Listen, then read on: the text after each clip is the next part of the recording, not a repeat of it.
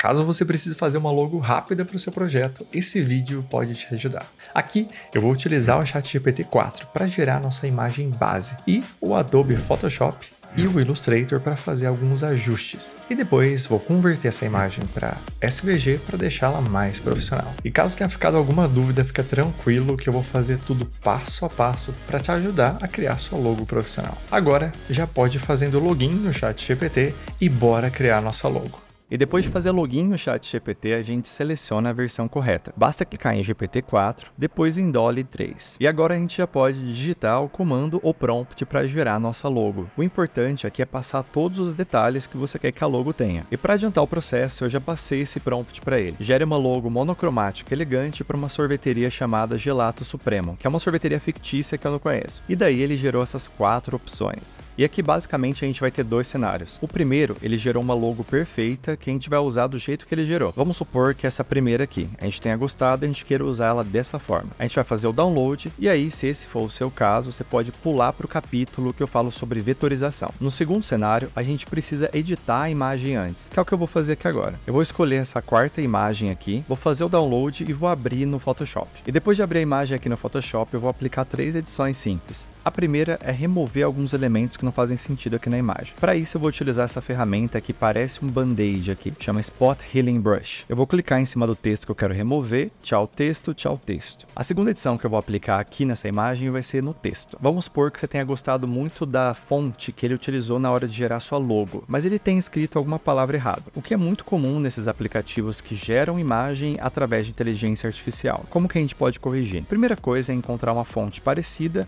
no aplicativo que está usando para editar a imagem. No caso aqui no Photoshop, eu posso clicar aqui na ferramenta de texto, escrever o texto que eu quero copiar, no caso aqui é o gelato. Daí eu clico no texto que eu acabei de escrever e aí eu posso ir passando fonte por fonte aqui do Photoshop até encontrar uma que mais se assemelha a essa que está na imagem. E aí pode demorar um certo tempo, né? E pode ser que eu não tenha essa fonte instalada. Uma outra forma de fazer isso é a que eu vou mostrar agora, utilizando o Adobe Illustrator. A primeira coisa que eu vou fazer é abrir essa imagem lá no Adobe Illustrator. No Illustrator, e aqui eu estou usando a versão de 2024, eu clico na imagem, depois eu procuro aqui na barra lateral direita pelo botão Retype, que é esse último aqui. E depois que eu clicar em Retype, ele vai fazer uma varredura aqui na imagem, encontrando os blocos de texto. Eu clico no texto que eu quero encontrar a fonte, no caso aqui é gelato, e daí eu procuro dentro da lista aqui que ele ofereceu, a fonte que eu acho que mais faz sentido. Eu vou utilizar essa primeira aqui, Brandon alguma coisa. No meu caso, essa fonte já está instalada, que está com essa nuvenzinha aqui, com esse Vzinho aqui, indicando que ela está ativada. Caso você precise instalar a fonte, vai aparecer uma nuvenzinha assim com uma setinha para baixo. Você clica nessa nuvenzinha que ele vai instalar. E depois de ativar a fonte, eu consigo utilizar ela lá no Photoshop também, que é o que eu vou fazer agora. E aqui no Photoshop eu clico na ferramenta de texto e procuro a fonte que eu acabei de instalar, que é a Brandon, primeira aqui. E agora é configurar o texto para deixar mais próximo do que tem na imagem. Eu vou fazer isso agora.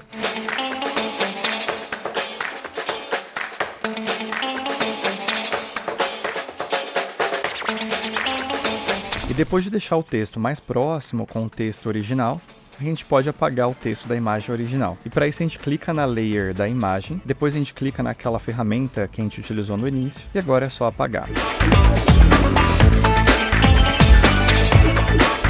E pronto. Assim a gente consegue editar o texto que estava na imagem original, mantendo mais ou menos a fonte que estava nele. Agora a última coisa que eu vou fazer aqui é aplicar uma camada de ajuste para mudar um pouquinho as cores.